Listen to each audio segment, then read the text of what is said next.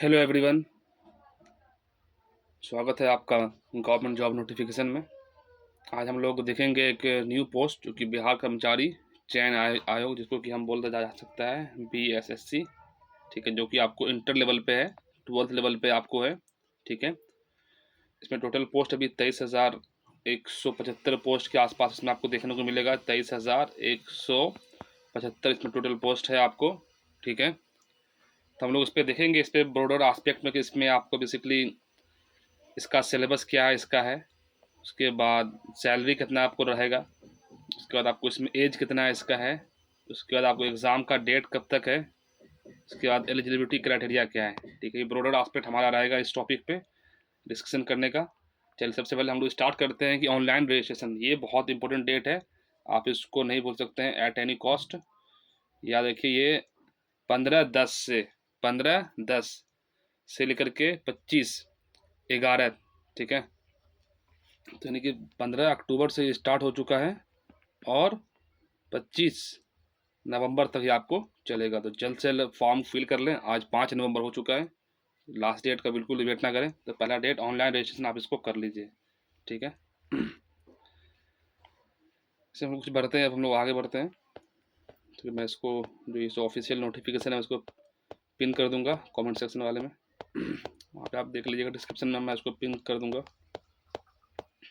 ठीक है, इसमें डिफरेंट अलग अलग तरह का मतलब वैकेंसी है डिफरेंट डिपार्टमेंट में, वो आप इसको देख सकते हैं खुद से। तो ये उतना ज़्यादा इंपॉर्टेंट नहीं है अभी। ठीक है, तो 23,000 देखिए, 23,175 जो वैकेंसी टोटल आपको है। ठीक है, अब देखिए कि एजुकेशन क्वालिफिकेशन, न्यूनतम शैक्षिक योग्यता क्या है। भाई 12th पास इस पर लिखा हुआ, सीधी बात है, नो बकवास।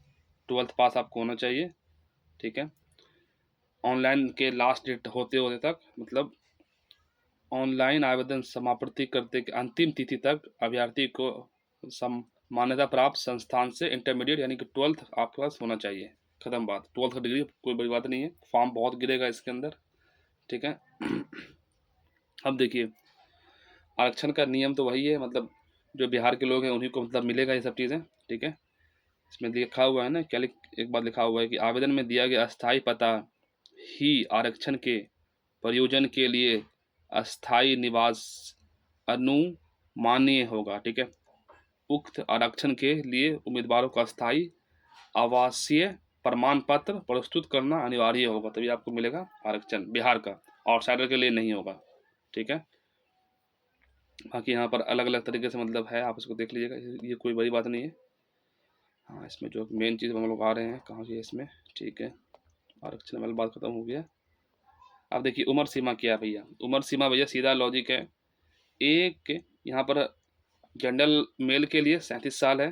ठीक है, पिछड़ा वर्ग एवं अत्यंत पिछड़ा वर्ग पुरुष एवं महिला के लिए 40 साल है। अनारक्षित महिला के लिए 40 साल है।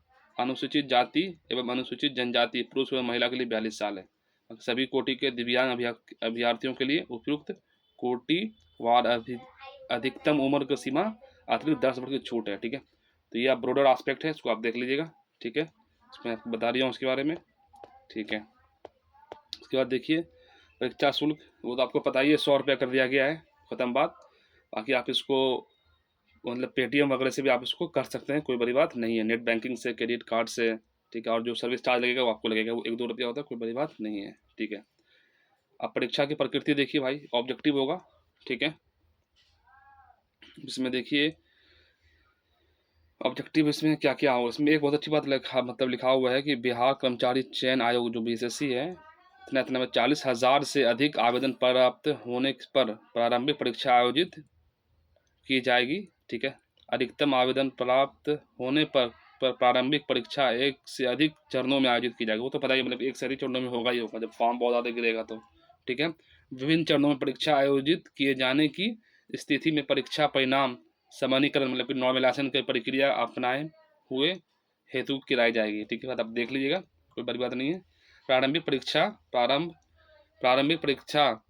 प्रारंभिक परीक्षा में एक पत्र सामान्य ज्ञान का होगा जिसमें निम्नलिखित विषय होंगे। ठीक है, सामान्य अध्ययन होगा, सामान्य विज्ञान एवं गणित होगा, मानसिक क्षमता ज्ञान होगा। ठीक है, अब इसमें देखिए लॉजिकल रीजनिंग वगैरह प्रारंभिक परीक्षा में क्या होगा, एक पत्र सामान्य ज्ञान का होगा, ठीक। इसमें क्या क्या होगा, सामान्य अध्ययन होगा, सामान्य विज्ञान एवं गणित होगा, और मानसिक क्षमता एवं मतलब जांच होगा, ठीक है। अब इसमें देखिए इसका पूरा इसमें क्या क्या इसमें है। अब इसमें देखिए, इसमें एक बहुत अच्छी बात इसने कहा था कि जो प्रश्न जो ऑब्जेक्टिव होगा वो मतलब मल्टीपल चॉइस क्वेश्चन होगा। कुल प्रश्न संख्या 150 की बात याद रखिएगा। प्रत्येक सही उत्तर के लिए 4 अंक दिए जाएंगे तथा प्रत्येक गलत के लिए 1 अंक की कटौती की जाएगी। समझ पा रहे हैं, मतलब कि 1/4 आपको नेगेटिव है, बस ज़्यादा नेगेटिव नहीं है। अटैम्प्ट भर भर के लीजिएगा, अगर 150 है तो 145 तक अटैम्प्ट लेना ही, किसी भी चाहे जो हो जाए, ठीक है। नेगेटिव मतलब इसमें डरना नहीं है। प्रत्येक गलत उत्तर के लिए 1 अंक की कटौती की जाएगी। परीक्षा की अवधि 2 घंटे 15 मिनट। 2 घंटा 15 मिनट मतलब कितना मिनट हो गया, 160 सॉरी 120 135 मिनट आपको दिया जाएगा। 135 मिनट में कितना क्वेश्चन है, 150 क्वेश्चन है, ठीक है। प्रारंभिक परीक्षा में भाषा का माध्यम जो है वो हिंदी अंग्रेजी दोनों में होगा। अगर हिंदी में कोई क्वेश्चन गलत है तो अंग्रेजी प्रश्न को ही मतलब मान्यता होगी, ठीक है। बिहार एसएससी में परीक्षा संचालन में इतना आलोक में आयोजन प्रारंभिक परीक्षा की साहित्य ली जाएगी। अभ्यर्थी अपने साथ 3 पुस्तक लेकर आ सकते हैं, ठीक है। सामान्य अध्ययन खंड 1 गणित के लिए, और सामान्य विज्ञान पुस्तक इतना वो जो कि NCERT BSES और ICSE की बुक होना चाहिए, उसके अलावा और कोई बुक नहीं होना चाहिए। किसी विषय में संबंधित गाइड पुस्तक, फोटोकॉपी, हस्तलिखित कागज, नोट्स, इलेक्ट्रॉनिक उपकरण आदि आप लेकर नहीं आ सकते हैं। मेरी मानिए इसमें से कुछ भी लेके मत जाइए। मैं जब एक ASO का जब एग्ज़ाम देने गया था वहाँ पर, वो असिस्टेंट सेक्शन ऑफिसर का BSSC वाला, तो उसमें देखा मतलब कुछ बच्चे 2-3 बुक लेके आ गए थे। भाई एग्जामिनेशन हॉल में इतना प्रेशर होता है ना, जो एग्ज़ाम दिए हैं वो आप बुक को आप पलट ही नहीं पाएंगे आप, ठीक है। तो वो आप अपने आप को ओवर बर्डन ना करें, बुक लेके बिल्कुल नहीं जाएं, ठीक है। ये सिर्फ एक मतलब आप क्या बोल सकते हैं, उन बच्चों के लिए जो बच्चे बेचारा पढ़ता उड़ता नहीं, उसको लगता है बुक लेके चले जाएंगे तो हो जाएगा। भाई समय नहीं है आपके पास ना, 135 मिनट कैसे निकल जाएंगे आपको पता ही नहीं चलेगा, ठीक है। आगे बढ़ते हैं। अब देखिए सिलेबस क्या क्या भैया। सॉरी, सामान्य अध्ययन में क्या है, इनमें प्रश्न का उद्देश्य अभ्यर्थियों का आसपास के वातावरण को सामान्य जानकारी तथा समाज में उनके अनुप्रयोग के संबंध में उसकी योग्यता जांच करना होगा। वर्तमान घटनाएं और दिन प्रतिदिन की घटनाओं के सूक्ष्म अवलोकन तथा उनके प्रति वैज्ञानिक दृष्टिकोण जैसे मामलों की जानकारी संबंधों ऐसे प्रश्न भी शामिल किए जाएंगे जिनके बारे में जानकारी रखने की किसी भी शिक्षित व्यक्ति से अपेक्षा की जाती है। इसमें बिहार, भारत एवं उसके पड़ोसी देश के संबंध में विशेष रूप से प्रश्न पूछे जाएंगे। ये आपको सामान्य अध्ययन है, ठीक है। अब इसमें क्या है, समसामयिक विषय होगा, वैज्ञानिक प्रगति, राष्ट्रीय अंतर्राष्ट्रीय पुरस्कार, भारतीय भाषाएं पुरस्कार, लिपि, राजधानी, मुद्रा, खेल, खिलाड़ी, महत्वपूर्ण घटनाएं। आप बोलेंगे कि सब चीज़ मुझे पता ही है, हम लोग तो पढ़ते हैं। नहीं, आप इसके सिलेबस को जरूर यहाँ से प्रिंट करा के जो कोर वर्ड लिखा हुआ है उसको ज़्यादा फोकस करें। उसके अलावा आप जो पढ़ना है पढ़िए, ठीक है। अगर आप इतना पढ़ रहे हैं ना, इतना पढ़ते रहिए, लेकिन ये वाला जो कोड, अगर ये वाला एरिया है ना, इस एरिया पे जो सिलेबस में मेंशन जो वर्ड है आपको उस पर ज़्यादा काम करने की ज़रूरत है, ठीक है। आप जो पढ़ रहे हैं एक्स्ट्रा उसको आप पढ़ते रहिए, ठीक है। सिलेक्शन लेना है तो सबसे पहले सिलेबस निकालिए और PYQ निकालिए, सिलेक्शन मिल जाएगा बहुत आसानी से, ठीक है। तो ये समसामयिक हो गया, वैज्ञानिक हो गया, प्रगति, राष्ट्रीय अंतर्राष्ट्रीय पुरस्कार, भारतीय भाषाएं पुस्तक, लिपि, राजधानी, मुद्रा, खेल, खिलाड़ी, महत्वपूर्ण घटनाएं, ठीक है। भारत एवं उनके पड़ोसी देश में पड़ोसी देश का इतिहास, बिल्कुल सही बात है। भारत का इतिहास, सांस्कृतिक, भूगोल, आर्थिक परिदर्शन, स्वतंत्रता आंदोलन मतलब नेशनल मूवमेंट, भारतीय कृषि मतलब एग्रीकल्चर, इंडिया एग्रीकल्चर, तथा प्राकृतिक संसाधनों के प्रमुख विशेषताएं, भारत का संविधान मतलब कि पॉलिटी बता दिया, एवं राज्य व्यवस्था, देश की राजनीतिक प्रणाली, पंचायती राज, देखिए पंचायती राज बहुत स्पेसिफिक मेंशन है। सामुदायिक विकास, यहाँ बताया है। पंचवर्षीय योजना एवं राष्ट्रीय आंदोलन में बिहार का योगदान। तो ये आपको जो वर्डिंग है इसको आप जरूर पढ़ें, इसको आप समझें क्या कहना चाह रहे हैं। रीडिंग कर रहे हैं, clever like a fox, courageous like a lion, ठीक है। आपको उतना होना पड़ेगा तब एग्जाम निकल पाएगा, ठीक है। तो ये चीज़ है, आप इसको देखिएगा। खंड को में क्या, सामान्य विज्ञान एवं गणित है। इसमें क्या है, आपको मैट्रिक स्तर पर सामान्य विज्ञान में क्या है, भौतिक शास्त्र है, मतलब आपको रसायन शास्त्र, उसके बाद जीव विज्ञान मतलब कि फिजिक्स, केमिस्ट्री और बायोलॉजी, ठीक है। और यहाँ देखिए सामान्य ज्ञान जो विज्ञान है ये डीप में पूछ रहा है। अभी अगर आप 75 बीपीएससी देखेंगे, हालांकि वो तो बीपीएससी का एग्जाम था, ठीक है, वहाँ मतलब क्वेश्चन बाउंसर बाउंसर पूछा था। तो आपको थोड़ा अच्छे से पढ़िए, ज़्यादा ऑब्जेक्टिव क्वेश्चन बनाइए, अंडरस्टैंडिंग को डेवलप करिए, ठीक है। गणित में क्या भाई, संख्या पद्धति मतलब नंबर सिस्टम से पर्सन होंगे, पर्सन पूर्ण संख्याओं के अभिकलन, ठीक है। दशमलव मतलब डिस्मल होगा, और डिस्मल भिन्न फ्रैक्शन होगा, मतलब ठीक है।